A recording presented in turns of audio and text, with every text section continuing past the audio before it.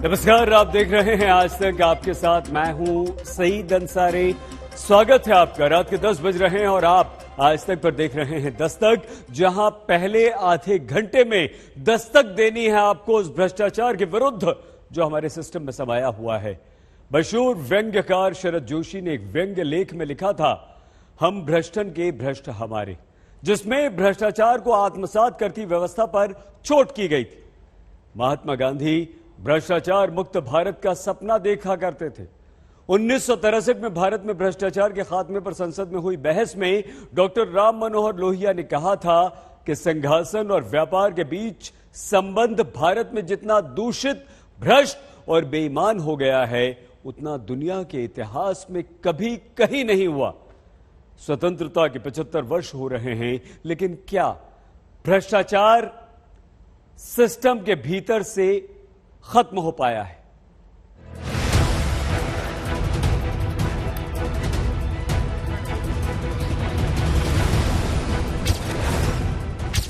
और 2000 रुपए के नोटों की गड्डियां। भारत में करोड़ों लोगों को ऐसे नोट की एक गड्डी कमाने में जिंदगी बीत जाए। इतना कैश पकड़ने के बाद उन्हें सजाती हुई हैदराबाद की पुलिस देखी गई। 1 वर्ष पुरानी इन तस्वीरों को आज दिखाने की जरूरत क्यों है? क्योंकि देश के भ्रष्टाचारियों के हाथ बांधने के लिए 2 सर्वोच्च जांच एजेंसियां हैं, एक सीबीआई और दूसरी CVC, central bureau of investigation और सेंट्रल विजिलेंस कमीशन, जिनकी संयुक्त बैठक में प्रधानमंत्री बड़ी बात कहते हैं। सुराज्य तभी संभव है जब सभी को न्याय मिले। भ्रष्टाचार, करप्शन, छोटा हो या बड़ा, वो किसी न किसी का हक छीनता ही है। ये देश के सामान्य नागरिक को उसके अधिकारों से वंचित करता है, राष्ट्र की प्रगति में बाधक होता है। करप्शन रूपी अन्याय को खत्म करने की बहुत बड़ी जिम्मेदारी है। क्या सीबीआई और सीवीसी जैसी जांच एजेंसियां वाकई भ्रष्टाचार से आम आदमी को राहत देने की जिम्मेदारी निभा पा रही हैं? इस बात को जानने के लिए पहले आजमगढ़ का ये वीडियो देखिए, जहां लेखपाल किसान के छोटे से काम के लिए रिश्वत के नोट लेकर अपनी जेब में रख लेता है। और ऐसे ही भ्रष्टाचारियों के कारण दुनिया में करप्शन पर नजर रखने वाली रैंकिंग एजेंसी ट्रांसपेरेंसी इंटरनेशनल की रिपोर्ट बताती है कि 2020 में भारत 86वें नंबर पर आ गया, जबकि 2019 में 80वें नंबर पर था, यानी करप्शन में 6 पायदान की छलांग। फिर ये क्यों कहना पड़ता है कि करप्शन रोकने में कामयाबी मिली? बीते 6-7 सालों के निरंतर प्रयासों से हम देश में एक विश्वास कायम करने में सफल हुए हैं कि बढ़ते हुए करप्शन को रोकना संभव है। आज देश को ये विश्वास हुआ है कि बिना कुछ लेन देन के, बिना बिचौलिए के भी सरकारी योजनाओं का लाभ मिल सकता है। ये बात सच है कि भारत में सीधे खाते में तमाम योजनाओं का पैसा देने से भ्रष्टाचार पर अंकुश लगा। गवाही है कि 7 साल में 4 करोड़ से ज्यादा फर्जी राशन कार्ड निरस्त किए गए, जो आपके पैसे से भ्रष्टाचार करके राशन लेते आ रहे थे। लेकिन 2004 से अब तक यूपीए से एनडीए राज में देश के भीतर भ्रष्टाचार की रैंकिंग पता करने में जानकारी मिलती है कि यूपीए राज में 2005 में जो भारत भ्रष्टाचार के पैमाने पर 88वें नंबर पर था, वो 2013 आने तक 94 पायदान पर आ गया। यानी करप्शन बढ़ा, घटा नहीं। एनडीए राज में 2015 में 76 नंबर पर भारत आया, लेकिन 2020 तक वापस 86वीं रैंकिंग पर आ जाता है। यानी पिछले 7 साल में भी भ्रष्टाचार पहले घटा और फिर बढ़ गया। ये सच कहा प्रधानमंत्री ने। अगर आप पिछले 7.5 साल में देखेंगे तो शायद किसी विरोधी की भी हिम्मत नहीं है कि मोदी सरकार पर कहीं कोई भ्रष्टाचार का आरोप लगा पाए। तो ये तो सच है कि पिछले कहाँ तो 2014 तक रोज सुबह उठते थे तो एक घोटाला सामने आता है, कहाँ 2014 के बाद जनता में विश्वास है कि इस सरकार में बेईमानी और भ्रष्टाचार नहीं होगा। जब कोई बिचौलिया, मुझे नहीं लगता किसी सरकारी सिस्टम में दिल्ली में कहीं कोई बिचौलिया होगा। सब काम पारदर्शिता के साथ और भ्रष्टाचार मुक्त काम हो रहा है सरकार। प्रधानमंत्री अपने बारे में, अपनी स्कीमों के बारे में जो चाहे कह लें, कहीं जमीन पर आके हकीकत तो देखिए। आपकी उज्ज्वला स्कीम का, प्रधानमंत्री आवास योजना का, इन सब की हकीकत देख लीजिए। जिसको प्रधानमंत्री आवास योजना मिलती है उसको कितना कहाँ देना पड़ता है। भ्रष्टाचार पर भी राजनीति और सबसे ज्यादा करप्शन राजनीति में ही है। गवाही है कि 2014 से ज्यादा कैश चुनाव आयोग ने 2019 लोकसभा चुनाव के दौरान पकड़ा। हाल के लोकसभा चुनाव में 3,500 करोड़ रुपए के नोट, ड्रग्स, शराब देश में जब्त हुई। इसी साल बंगाल समेत 5 राज्यों के चुनाव में 90 करोड़ रुपए के नोट जब्त किए गए। 2020 में बिहार विधानसभा चुनाव में 38 करोड़ रुपए का ऐसा कैश पकड़ा गया जो वोट का सौदा करने के लिए ले जाया जा रहा था। भ्रष्टाचार के इन तरीकों का इस्तेमाल चुनाव जीतने के लिए होता आया है और चुनाव जीतकर भी क्या जांच एजेंसियां देश के नेताओं को करप्शन से रोक पाती हैं? सीबीआई और सीवीसी के संयुक्त सम्मेलन में प्रधानमंत्री संबोधित करते हुए कहते हैं, देश को ये भी विश्वास हुआ है कि देश को धोखा देने वाले, गरीब को लूटने वाले कितने भी ताकतवर क्यों ना हो, देश और दुनिया में कहीं भी हो, अब उन पर रहम नहीं किया जाता। सरकार उनको छोड़ती नहीं है। जांच करने से लेकर पकड़ने और छोड़ने का जिम्मा जिन एजेंसियों पर देश में है, उनकी कार्यप्रणाली पर तो खुद सुप्रीम कोर्ट तक सवाल उठा चुका है। कारण ये कि हमारे देश में 122 सांसद विधायक पर मनी लॉन्ड्रिंग के मामले हैं। 121 सांसद विधायक सीबीआई की जांच के घेरे में हैं, लेकिन वर्षों से सरकारी एजेंसियों की सुस्त चाल के कारण नेता होने का विशेष लाभ मिलता आ रहा है। देश में 10 रुपए की चोरी भी आम आदमी करे और फंस जाए तो सरकारी नौकरी के सपने भूल जाए। लेकिन सुप्रीम कोर्ट में ही यह आंकड़ा दिया गया है कि देश के 51 सांसद, पूर्व सांसद ईडी के सामने आरोपी हैं, जिनमें से 28 नेताओं पर ही अभी जांच चल रही है और सिर्फ 4 राजनेताओं की जांच करते हुए ईडी ट्रायल तक पहुंचा पाई। जब बड़े बड़ों के भ्रष्टाचार के मामले में जांच कछुए की तरह है, तो क्यों ना कहा जाए कि भ्रष्टाचार तू ना गया मेरे सिस्टम से। आज तक ब्यूरो। हमारे देश में भ्रष्टाचार के मुद्दे पर इंदिरा गांधी, राजीव गांधी, मनमोहन सिंह की सरकारें पलटी हैं। मतलब ये करप्शन सत्ता परिवर्तन तक करा देता है, लेकिन भ्रष्टाचार में व्यवस्था परिवर्तन टेढ़ी खीर बन जाती है। दस्तक में हम आपको ये बता चुके हैं, लेकिन फिर से आपको याद दिलाते हैं कि कोई नेता विधायक रहे और फिर आगे चल के सांसद बन जाए तो वो पूर्व विधायक होने की पेंशन भी पाता रहता है और साथ ही साथ सांसद होने का वेतन भत्ता भी। सुविधाएं इतनी ज्यादा हैं, फिर भी बिहार में पेंशन देने के नाम पर भ्रष्टाचार पर कुछ लोग आश्रित हो गए। सुजीत कुमार झा हमारे संवाददाता की रिपोर्ट देखिए और दस्तक दीजिए।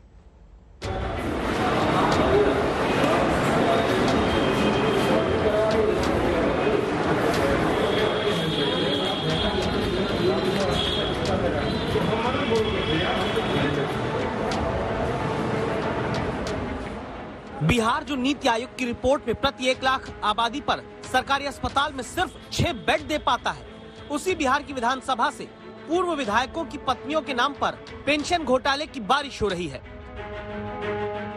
आरटीआई कार्यकर्ता शिव प्रकाश राय को सूचना के अधिकार के तहत मिली जानकारी के मुताबिक सच्चिदानंद सिंह की पत्नी के नाम पर 37,500 रुपए की पेंशन जा रही है, जिनकी मृत्यु 20 वर्ष पहले हो गई। पूर्व विधायक जंगी चौधरी की पत्नी के नाम पर पेंशन जा रही है, जिनकी मृत्यु 2007 में हो चुकी है। क्या ये घोटाला वाकई हकीकत है? आपके लिए सच जानने संवाददाता सुजीत कुमार झा निकलते हैं। मुलाकात करते हैं कांग्रेस के विधायक विश्वनाथ राम से। अब आपके साथ होते आ रहे भ्रष्टाचार की कहानी समझिए। कांग्रेस विधायक के चाचा राम नारायण राम भी विधायक थे। पूर्व विधायक राम नारायण राम की मृत्यु 2016 में हुई। दावा है कि राम नारायण राम की पत्नी की मृत्यु 2014 में ही हो चुकी थी, लेकिन फिर भी गीता राम के नाम से अब भी पत्नी के नाम पर पेंशन निकलते रहने का दावा है।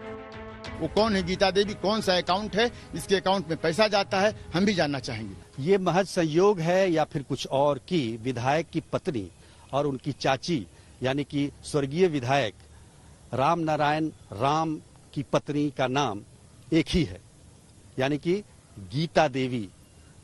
पेंशन भी श्रीमती गीता देवी के नाम से ही जा रहा है। विधायक भले ही इससे इनकार कर रहे हों, लेकिन विधानसभा अध्यक्ष ने इस पूरे मामले की जांच के आदेश दिए हैं। बिहार में अभी 991 ऐसे पूर्व विधायक हैं जिनकी पेंशन पर सरकार हर महीने 4,94,44,00,000 रुपए खर्च करती है। दिलचस्प बात यह कि जितना पैसा देश में पूर्व सांसदों को पेंशन के तौर पर मिलता है, दावा है उतना पैसा अकेले बिहार के पूर्व विधायक और उनके परिजन पा रहे हैं, जिनमें कई तो वर्षों पहले दुनिया से चले गए। मरने के बाद भी वो पेंशन कौन ले रहा है, कहाँ पेंशन जा रहा है? तब तो ये भी होता होगा कि जिस सदस्य का परिवार नहीं है, पत्नी नहीं है, किसी गैर को भी अपनी पत्नी बनाकर पेंशन ले लेते होंगे। ऐसे भी मामले सामने आएंगे अगर जांच हो जाए। तो वो सेक्रेटरी से जानकारी प्राप्त कर लें, वैसी जानकारी नहीं है, अब उसको देख लेंगे, बिना देखे हुए कुछ कहना उचित नहीं। आम आदमी रिटायर हो जाए तो उसे या उसके परिजन को पेंशन पाने के लिए हर साल अपने जीवित होने का प्रमाण पत्र देना पड़ता है, लेकिन बिहार में जो जिंदा भी नहीं उनके नाम की पेंशन निकल रही है। सिस्टम के भीतर भ्रष्टाचार कितनों पर आश्रित है, इससे बड़ी कहानी क्या होगी? सुजीत कुमार झा, पटना आज तक।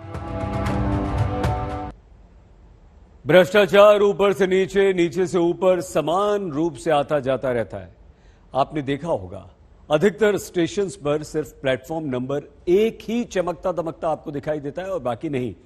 और ऐसा कहते हैं कि ऐसा इसलिए होता है क्योंकि उसी प्लेटफॉर्म से बड़े बड़े नेता, अफसर, सांसद, मंत्री आते जाते हैं और इसीलिए सिस्टम चमकाकर रखा जाता है। दरअसल भ्रष्टाचार सिर्फ पैसे खाने, गबन करने के नाम का ही नहीं होता। भ्रष्टाचार एक सोच होती है। सिस्टम का यही करप्शन दिखाने आइए हम आपको भोपाल लिए चलते हैं, जहां हमारे संवाददाता रवीश पाल सिंह ये बताते हैं कि सड़क बनाने के नाम पर भी सिस्टम ने आम आदमी और वीआईपी के बीच बंटवारा कर दिया।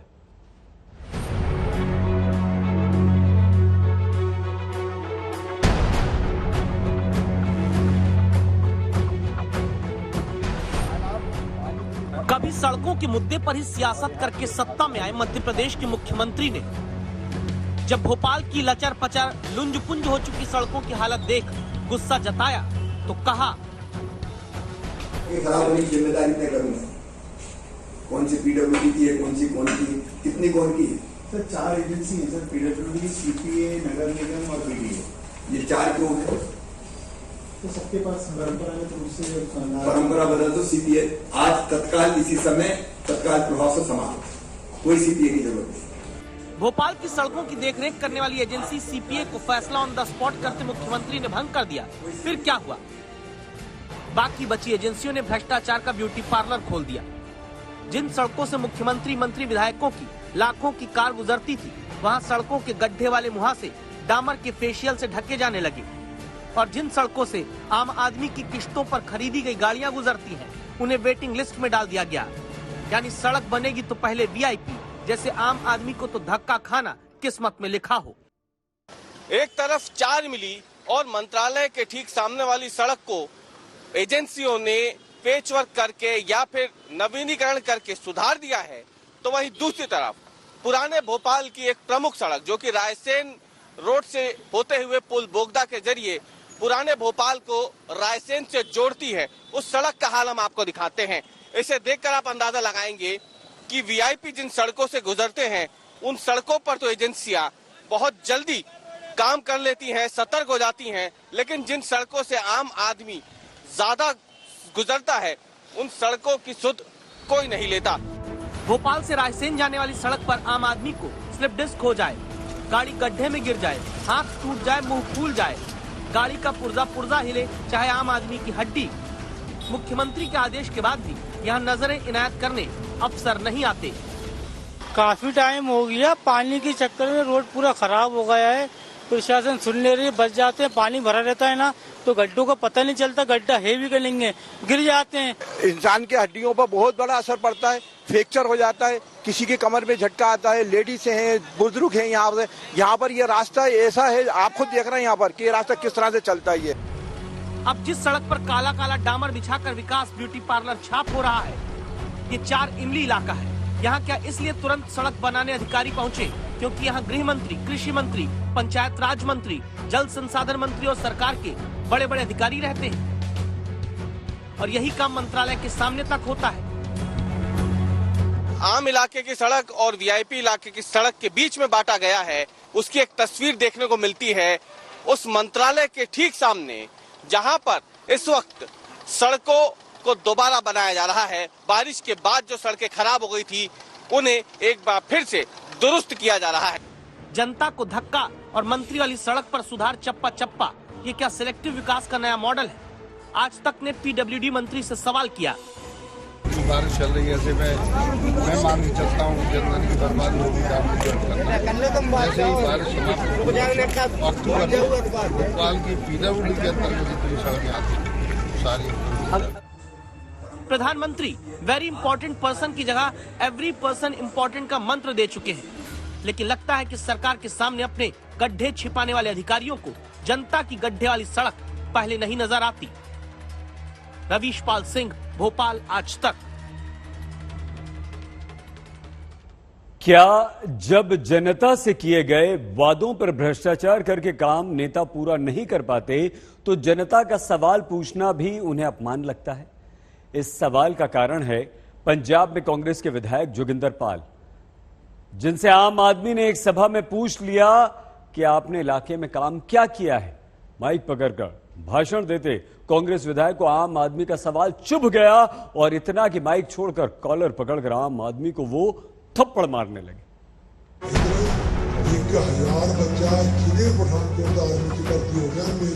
हरे रंग की कारपेट बिछी है, जनता मंत्रमुग्ध होकर सुनती दिखती है। हाथ में माइक लेकर खड़े ये हैं कांग्रेस विधायक जोगिंदर पाल, पंजाब में पठानकोट की बोहा से विधायक। विधायक बताते हैं कि उन्होंने क्या क्या कर दिया। तभी किनारे से आवाज आई तो पहले विधायक ने रोका। कैमरा घूमा, सुरक्षा कर्मी उस युवक को साइड करके हटाते दिखे।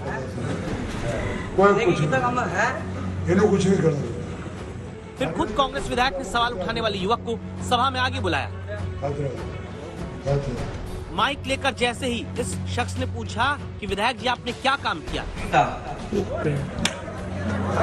अपने काम का हिसाब मांगना विधायक जोगिंदर पाल को नागवार गुजरा। थप्पड़ मारने लगे। फिर विधायक के साथ उनके सुरक्षा कर्मी और समर्थक सवाल पूछने वाले युवक को पीटने लगते हैं। ये है हकीकत देश के तमाम राजनेताओं की, जिन्हें जनता हाथ जोड़े चिरौरी करती चाहिए, चुनावी कामकाज का हिसाब मांगती नहीं।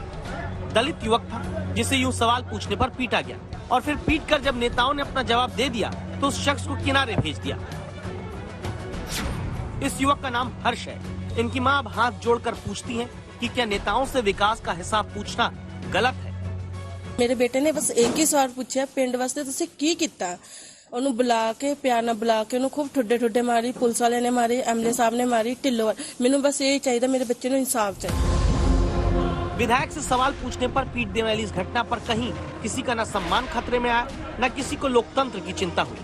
एक एफआईआर तक कांग्रेस विधायक के खिलाफ नहीं हुई। क्या राजनीति का आचरण भ्रष्ट होता जा रहा है? आज तक ब्यूरो। उत्तराखंड में बेमौसम बारिश से भीषण तबाही हुई। अब तक 52 लोग मारे जा चुके हैं। केंद्रीय गृह मंत्री अमित शाह कल उत्तराखंड के बाढ़ प्रभावित इलाकों का दौरा करेंगे। खराब मौसम के बीच नैनीताल से बाकी इलाकों का संपर्क बहाल कर दिया गया। बारिश रुकने के बावजूद उत्तराखंड की स्थिति किस कदर खराब है, उसे हमारी इस रिपोर्ट को देखकर आप समझिए।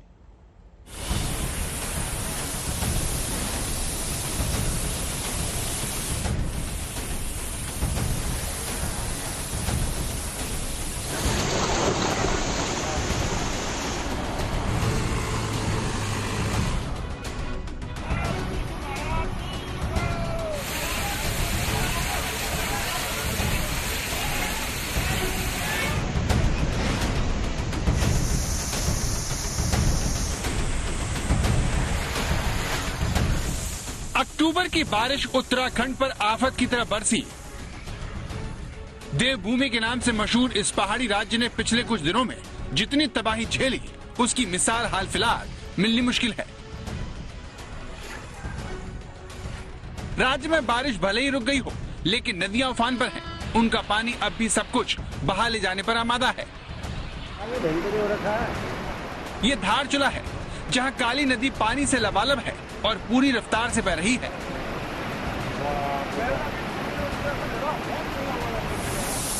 पिछले 2 दिनों से लगातार हो रही बारिश से पिथौरागढ़ जिले के हालात बद से बदतर हो गए हैं। इस वजह से जिले की गोरी, काली, धौली और सरयू नदियां खतरे के निशान से ऊपर बह रही हैं। नदी किनारे बने कई मकान खतरे की जद में आ गए हैं। उत्तराखंड में नदियां ही नहीं डरा रही, हाईवे पर चलना भी खतरे से खाली नहीं है। इसकी वजह पहाड़ों से गिरते पत्थर हैं। बारिश से पहाड़ इस कदर कमजोर हो गए हैं कि कब कहां लैंडस्लाइड हो जाए कोई कुछ नहीं बता सकता। राज्य में हो रहे लगातार भूस्खलन की चपेट में अब तक दर्जनों गाड़ियां आ चुकी हैं। इस वजह से कई राजमार्गों को बंद कर दिया गया। पिथौरागढ़ में पहाड़ के साथ सड़क भी धंस रही है। ये देखिए, पिथौरागढ़ में सड़क पर खड़े इस ट्रक के नीचे की सड़क पूरी तरह से गायब हो गई। हमारे रिसोर्सेज सारे डिप्लॉयड हैं। मेनली जो घाट को पिथौरागढ़ से जोड़ने वाले कनेक्टिविटी है, उसमें 2 से 3 जगह पे मेजर स्लाइड्स हैं और उन्हें हटाए जाने की हम कोशिश कर रहे हैं। और वहाँ जो व्हीकल्स स्ट्रैंडेड हैं उनको हम लोगों ने सेफ प्लेसेस पे रोक रखा है और वहीं पे उन्हें भोजन और अन्य व्यवस्थाएं करवाई जा रही है। पिथौरागढ़ की तरह नैनीताल का भी बुरा हाल है, जहाँ बारिश ने राज्य में सबसे ज्यादा तबाही मचाई। ये देखिए, पिछले कुछ दिनों से लगातार हो रही बारिश की वजह से हाल ही में बनाया गया ये पुल पहाड़ के मलबे की भेंट चढ़ गया। पुल टूटने की वजह से यहाँ पर बड़ी संख्या में गाड़ियां फंस गईं। कई लोग तो हमें ऐसे मिले जो पिछले 3 दिनों से यहाँ पर फंसे हुए हैं। पहाड़ नहीं गिरा था उस समय एक तो टिप्पर फंसा था यहाँ, उसके बाद एक कार वाला आया, वो फंस गया यहाँ, फिर मलबा आना शुरू हो गया। अच्छा। फिर रोडी भी लॉक होगी। अच्छा। लगातार रही बारिश, परेशानी है साहब, यहाँ फंसे हैं, क्या सारी परेशानियां ही हैं। उत्तराखंड में आमतौर पर अक्टूबर में 30 मिलीमीटर बारिश होती है, लेकिन 10 अक्टूबर से 19 अक्टूबर के बीच 178 मिलीमीटर बारिश होने से हालात बिगड़ गए। ये राज्य इतने कम दिनों में 485% ज्यादा बारिश से बेहाल हो गया। इस अप्रत्याशित बारिश का सबसे ज्यादा शिकार नैनीताल रहा, जहां अचानक भयानक बारिश में लोग जहां थे वहां फंस गए। नैनी झील का पानी ओवरफ्लो होकर शहर में फैल गया और लोगों की जान बचाने के लिए सेना को बुलाना पड़ा। बारिश बंद होने के बाद शहर में पानी तो उतर गया, लेकिन अब भी पिछले दिनों की तबाही के निशान देखे जा सकते हैं। नैनीताल घूमने आए लोगों के लिए पिछले कुछ दिन बहुत भारी बीते, जो खाने पीने से लेकर बिजली तक के लिए तरसते रहे। सुबह उठे तो काफी बारिश हो रही थी। अब बारिश रुक नहीं रही, खाने पीने की दिक्कत हो रही थी, क्योंकि जब बारिश रुकेगी तो खाना पीना ऊपर जाएगा। फिर दिक्कत हो रही थी क्योंकि हम पैसे भी कम लाए थे, शॉर्ट हो गए पैसे। 2 दिन से नहाए नहीं है, जो बात है सो है, क्योंकि हमें पानी और लाइट की बिल्कुल सुविधा नहीं मिल पा रही है। खाना तो एक ही टाइम खा रहे थे, एक टाइम ले जाते थे, उसी को एडजस्ट करके खाते थे, बिस्किट और स्नैक्स वगैरह यही होता था। जगह जगह ट्रैफिक जाम रहा और कई जगह भूस्खलन हुआ है। हम लोग का केदारनाथ धाम रुक गया है, कहाँ जा पा रहे हैं लोग, इसीलिए वापस कर रहे हैं, अपना वापसी हो रही है। 2 दिन आप ये समझ लीजिए हम लोग बिल्कुल रूम में लाक रहे, बिल्कुल बाहर निकलने का मौका नहीं मिला। बच्चे भी काफी अपसेट हो गए एकदम। लाइट नहीं थी, लाइट की भी बहुत दिक्कतें हुई। उत्तराखंड में बारिश की वजह से 40 से ज्यादा लोग मारे जा चुके हैं। सबसे ज्यादा नुकसान नैनीताल में हुआ है, जहां 28 लोग मारे गए। नैनीताल के बाद अल्मोड़ा में 6, चंपावत में 5, पौड़ी में 3, ऊधम सिंह नगर में 2, पिथौरागढ़ बागेश्वर में एक जान बारिश और बाढ़ की भेंट चढ़ गई। उत्तराखंड में जरूरत से ज्यादा बारिश का ही असर है कि अधिकतर डैम के गेट खोल दिए गए हैं। नदियां उफान पर हैं और वो लगातार जान और माल के लिए खतरा बनी हुई है। मौसम का ये खतरा केदारनाथ तक जा पहुंचा है, जहां देश भर से आए पर्यटक बर्फबारी में ठिठुरने को मजबूर हैं।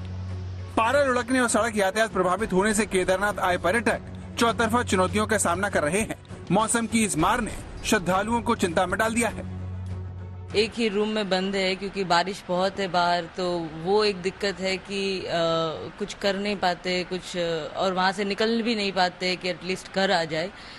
तो अभी वही वेट कर रहे हैं कि कब सारी सुविधाएं शुरू हो जाए ताकि वो वापस आ सके। मेरा छोटा भाई राजू भाई है, वो अभी 4 धाम यात्रा पे गए हुए हैं। तो आधे लोग केदारनाथ में फंस गए हैं, आधे लोग सीतापुर में फंस गए हैं। अभी आज सुबह तक वहाँ बारिश थी, बहुत बारिश थी। उत्तराखंड में बारिश से तबाह हुई सड़कों को खोलना प्रशासन की सबसे बड़ी चुनौती बन गया है। मुख्यमंत्री धामी लगातार इस पर नजर बनाए हुए हैं। मंगलवार को उन्होंने बाढ़ का हवाई सर्वे किया, तो वहीं आज वो ट्रैक्टर से बाढ़ से तबाही का जायजा लेने पहुंच गए। हमारी सरकार पूरी तरह से आपदा पीड़ितों के साथ है। किसानों का बहुत नुकसान हुआ है उसका आकलन करके जल्दी उसकी भरपाई करवाने के निर्देश कर रहे हैं। सभी लोग आगे आएं और इस समय आपदा की इस घड़ी में, मुश्किल घड़ी में सभी आपदा पीड़ितों का साथ दें और इस आपदा की घड़ी से उबरने में अपना सहयोग देना चाहिए सबको। उत्तराखंड के हालात पर केंद्र की भी नजर है। इसी सिलसिले में गृह मंत्री अमित शाह भी उत्तराखंड के दौरे पर हैं। ऐसे में उम्मीद की जानी चाहिए कि जल्द ही राज्य के हालात सुधर सकते हैं। आज तक ब्यूरो। पश्चिमी उत्तर प्रदेश के कई इलाकों में बाढ़ का खतरा पैदा हो गया। उत्तराखंड से सटा होने के कारण सबसे ज्यादा प्रभावित होने वालों में उत्तर प्रदेश का पीलीभीत है, जहां निचले इलाकों में कॉलोनियां जल समाधि ले चुकी हैं।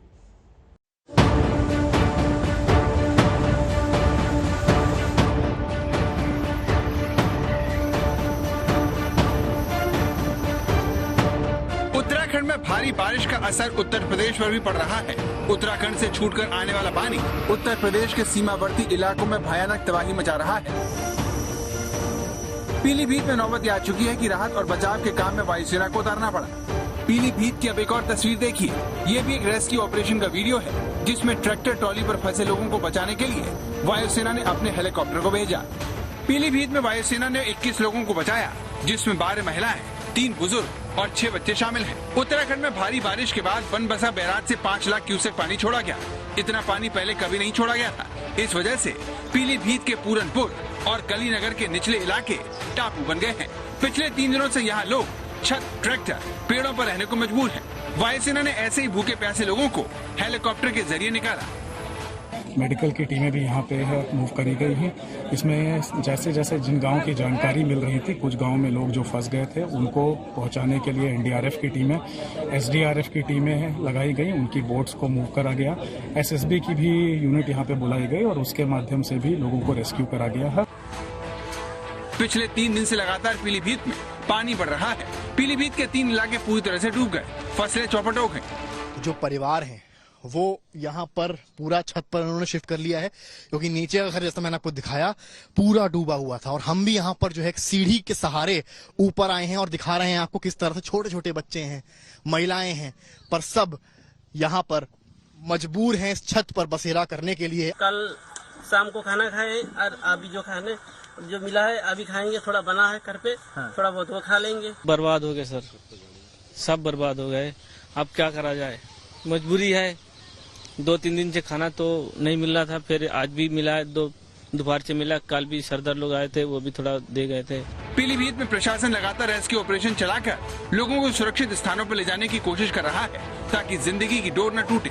इस काम में वायुसेना अहम रोल निभाते हुए लोगों को एक नई जिंदगी दे रही है। उत्तराखंड से लगे उत्तर प्रदेश के इलाकों में इस तरह की तस्वीर जुलाई और अगस्त में देखने को मिलती है, लेकिन इस बार ये सब अक्टूबर में हो रहा है। इस वजह से खेत से लेकर सड़क तक डूब गए हैं। लोगों का जीना मुहाल हो गया है। लेकिन लोगों की शिकायत यह है कि जब प्रशासन को पता था कि शारदा बनबसा बैराज से पानी छोड़ा जाएगा जो कई गांव को तबाह कर देगा, तो उसने पहले से तैयारी क्यों नहीं की। सौरभ पांडे के साथ समर्थ श्रीवास्तव, पीलीभीत, आज तक। रामपुर का भी बहुत बुरा हाल है। उत्तराखंड में बारिश के साइड इफेक्ट्स का असर रामपुर में भी लोगों को भुगतना पड़ रहा है। स्थिति इतनी खराब हो गई कि रामपुर के दर्जनों गांव पानी में डूब गए। इतना पानी मैंने अपनी होश में अपनी जिंदगी में मैंने नहीं देखा। मेरे बच्चों की शादी का सब बह गया, कोई दहेज नहीं बचा, घर में कोई चीज नहीं बची।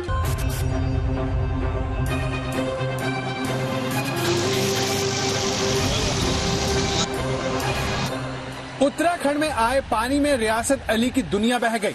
बच्चों के दहेज का सामान बह गया, सारी उम्मीदें खत्म हो गई।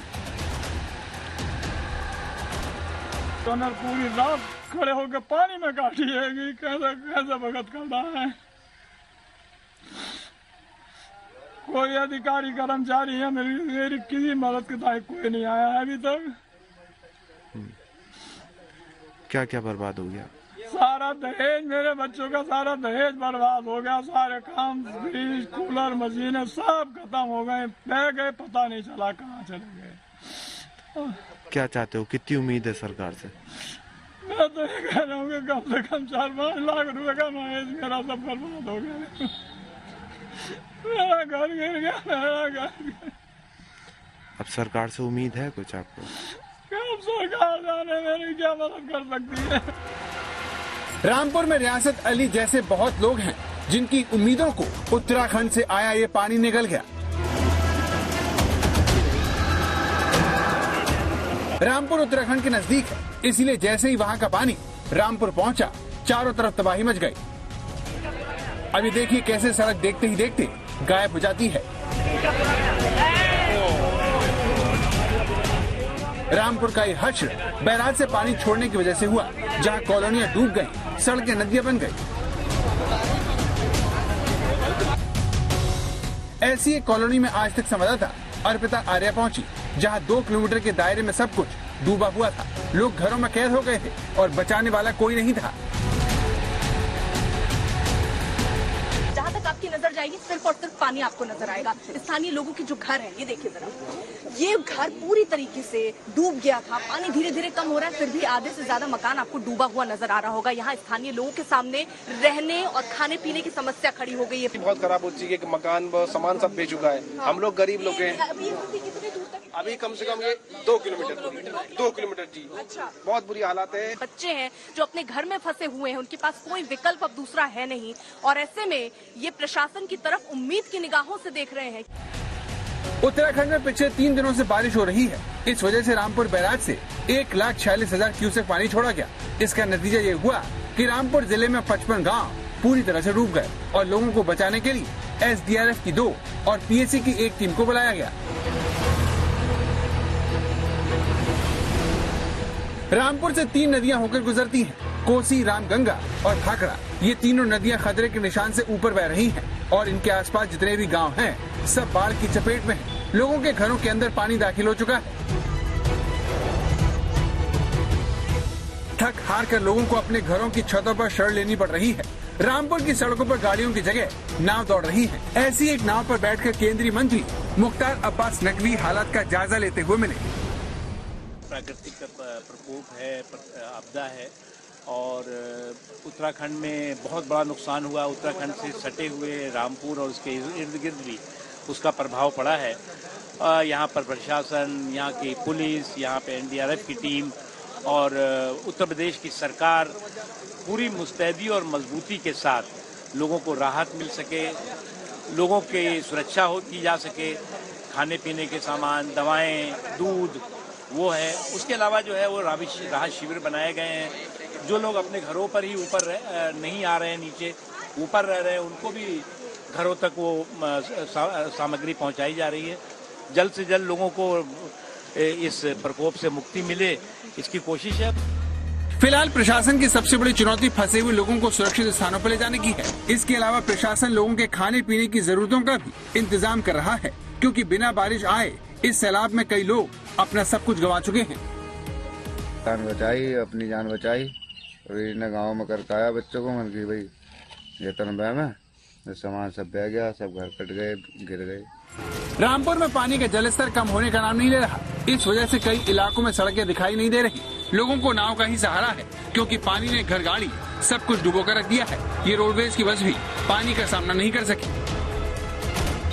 रामपुर में एक तरफ किसानों की फसल चौपट हो गई, तो कई इलाकों में बिजली की सप्लाई भी बाधित हो गई। यानी कुल मिलाकर उत्तराखंड से करीबी इस शहर के लिए मुसीबत बन गई।